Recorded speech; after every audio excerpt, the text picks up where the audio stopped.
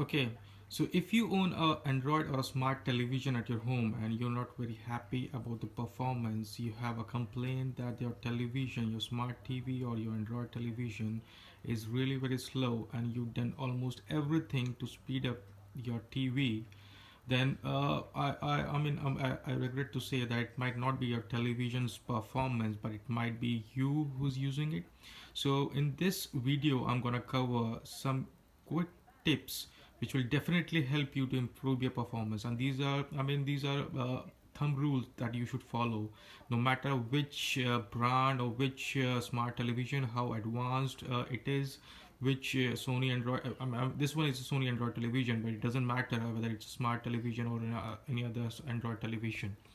So let's go one by one on what you can do.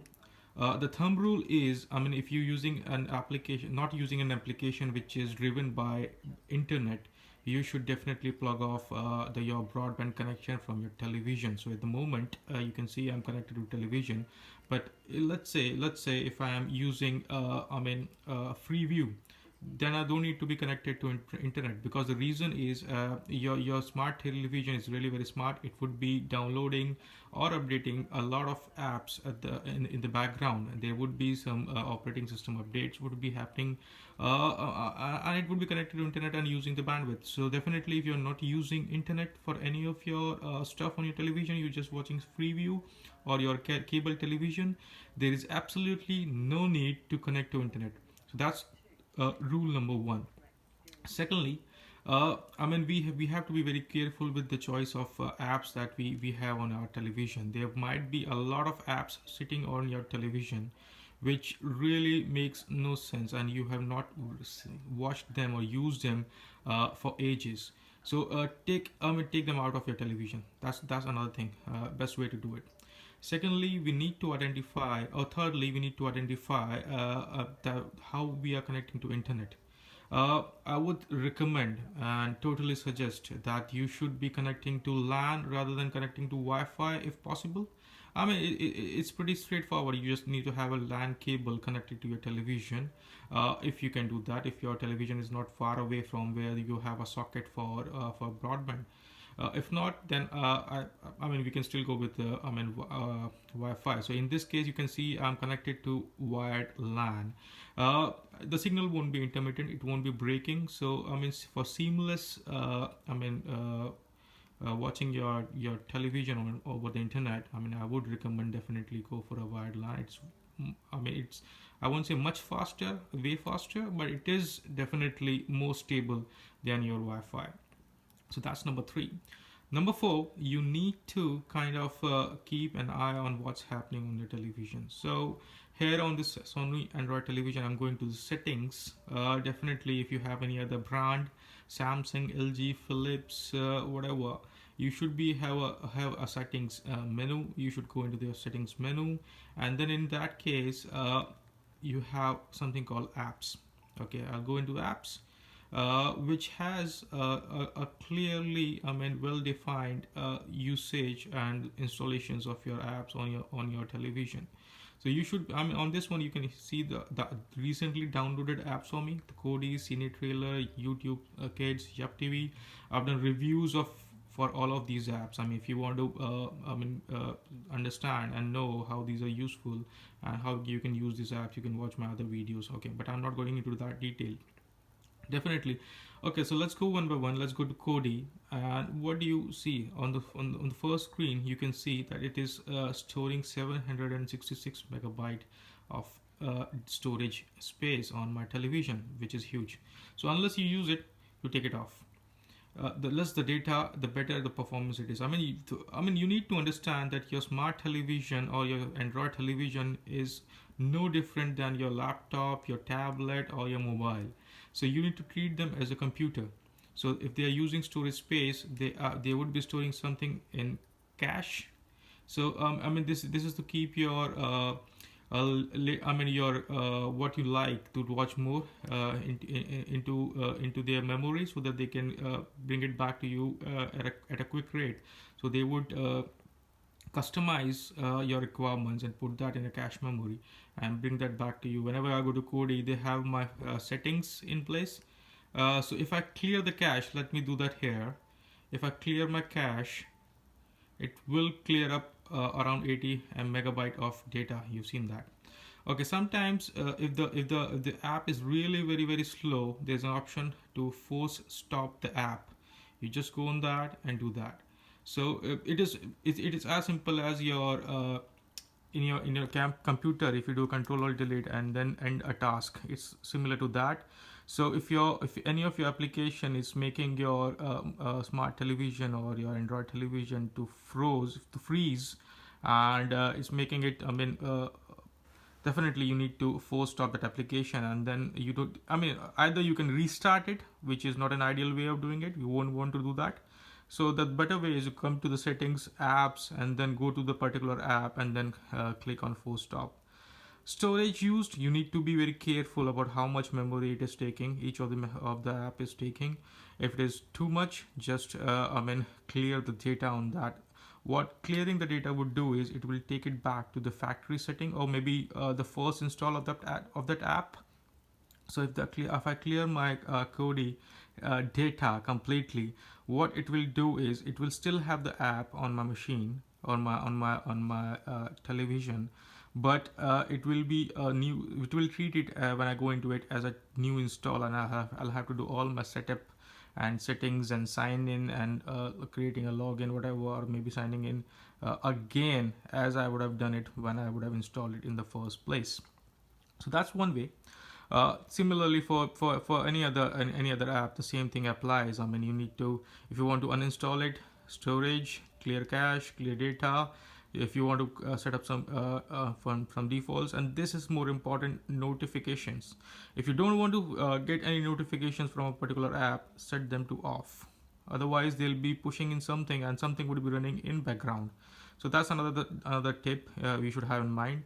You should be able to see the running apps in background. There would be a lot of things, and these are in alphabetical order normally. If you don't want Bluetooth, switch it off. If you don't want any other stuff in your on your TV, just plug it off, or just stop it, because it will affect the performance of your television very much.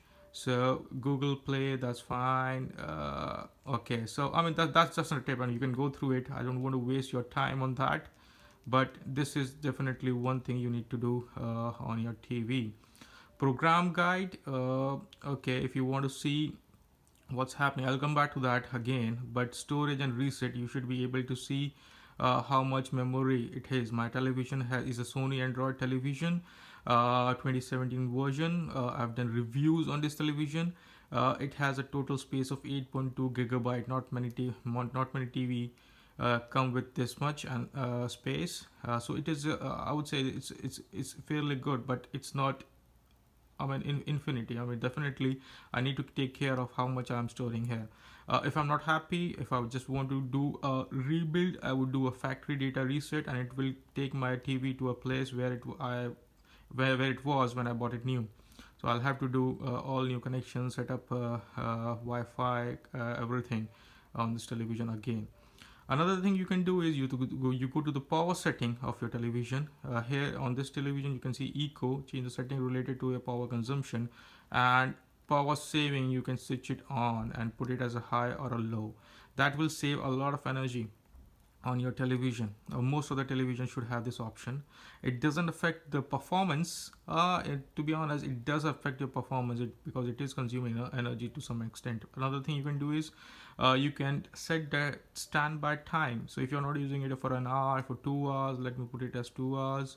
It will go into TV standby. That is another good practice you should do on your television. Apart from that, illumination LED. Sometimes what happens is you are touching buttons on your remote, but you're not very sure whether that information has passed through your television or not. So what you can do is you can plug in the simple response button here, and then every time you click something, you see a LED flash on my television. So that gives you an indication that yes, you have pressed the right button and your television has received it. If it is not doing anything, that means it is frozen, or you need to wait for it. You need to have some patience, nothing else. Okay, so I can go into a lot more detail, but I don't want to take all of your time in this single video. I have done a lot of other settings videos, app reviews, television reviews. Uh, okay, one more thing is the location. I'll come back to it. You can switch it off because otherwise a lot of apps on your television would be using your location information, and then this also takes up a lot of your television memory. So switch it off unless you are using some apps where you definitely need your location preferences to be provided to your app. Okay, usage and diagnostic. I mean, you can set it to yes, but I don't want to do it because every time it sends your usage details to Android television, Sony, and I mean, definitely any activity happening in background does affect you. Remain logged in for your preferences to be here. Home screen. I don't want to, and on the home screen you can limit the number of apps you want to see. I mean, whatever you want to see. So I've taken off the recommended row here. I mean, anything extra you put on your home screen, I'm talking about this, will have some activity being done in the background, right? So definitely you need to do that. Another point I want to make here is that the connections you have with your television. We spoke about the Wi-Fi and LAN connection, but at the same time, if you're not using any USB drive, take it off from your television. Don't leave it there. That also affects it because it's reading all the inputs in background. Or maybe in a way, what you can do is you can limit. I'll just go to settings again, and you can limit the inputs. Where do you do it from? External inputs, and manage your inputs, and then you can see I've hidden my satellite, preferred satellite, whatever, analog. I'm not using it. I'm just using it. I'm just using digital, and I'm HDMI. I've just left it there, but it's just a port. I've not connected anything extra on that. So I mean, these are a few tips which you can definitely follow, and these are not huge. These are one-time settings, and as and when you need it, you can customize it and make changes to it. So I mean, do watch my other videos, like my video, comment, share. If you have any questions specific to how you can improve the performance, settings, apps, any reviews on a particular app you want me to do, I've done a lot of reviews already on the apps, must have apps, how you can improve performance of your Android television, smart television. Do subscribe to my channel because I keep on posting similar videos from time to time. You'll see some recommendations towards the last 20 seconds of this video. Do watch other videos. Go to the description tab. If you want to buy this television, there are links to it which are cheap and recommended one. Hope you like this video. Stay connected. Watch my other videos. Thank you very much. Bye bye.